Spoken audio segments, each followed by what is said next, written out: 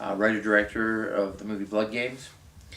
We're here to talk about the movie studios and their effort to petition the FCC to alter the inputs on the back of televisions. Essentially, you would have to buy new TVs just like you had to buy new TVs from standard definition to high definition. They're going to make you do that again so that because they want to take control of it.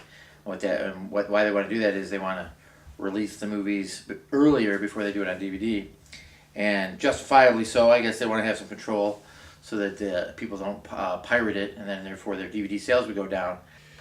Alright, hello, my name is Marquis White. I am president of Enigma Productions. I am also an author of a book called OBE, Out of Body Experience, available on Amazon.com.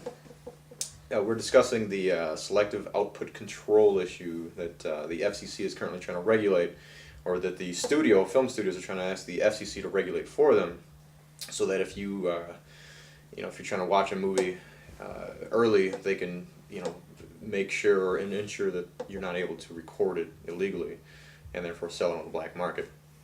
However, my concern is, if you were to do that, if you give the cable company the control over the actual inputs, then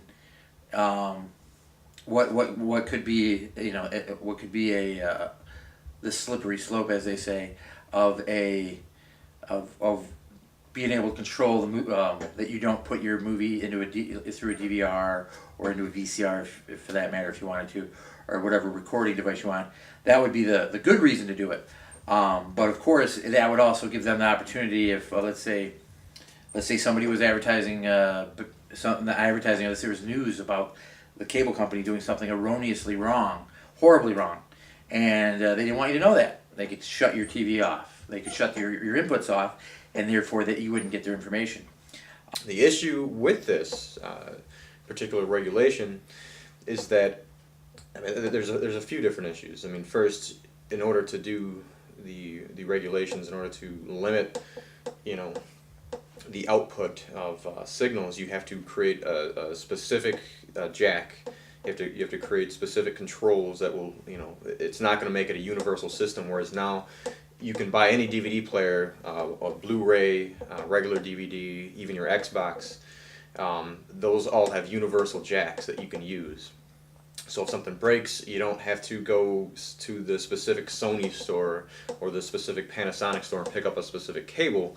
Instead, you can just go to any Meijer or Target and do that, which makes it very easy. And also it allows for competitive products. So like if someone creates an HDMI cable that is on the lower end of the scale, another company come out and they can make an even better one, which will improve the quality of the product that you're purchasing.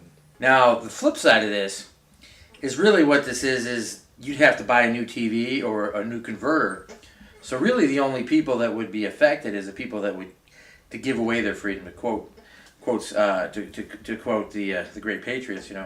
If you for a few conveniences, if you're willing to give up your liberty for a few conveniences, you probably didn't even you probably don't deserve your liberty in the first place. So instead of trying to limit that, we need to find a way to make our products more compatible. So if I produce a film, instead of trying to regulate something as far removed as someone else's television, say I'm in California, instead of trying to say that television needs this specific plug or needs to be, they need to purchase this system, which, by the way, the passing of this regulation will make every television that is currently out obsolete. Now, we've already gone through, the phasing out of analog televisions, as the current signal that went from analog to digital has phased out quite a bit of TVs. You can still buy a converter box, but this next step is, it's not going to improve the quality of television. It's just going to, it's limiting. So it's really, its only purpose is to limit for the sake of profit.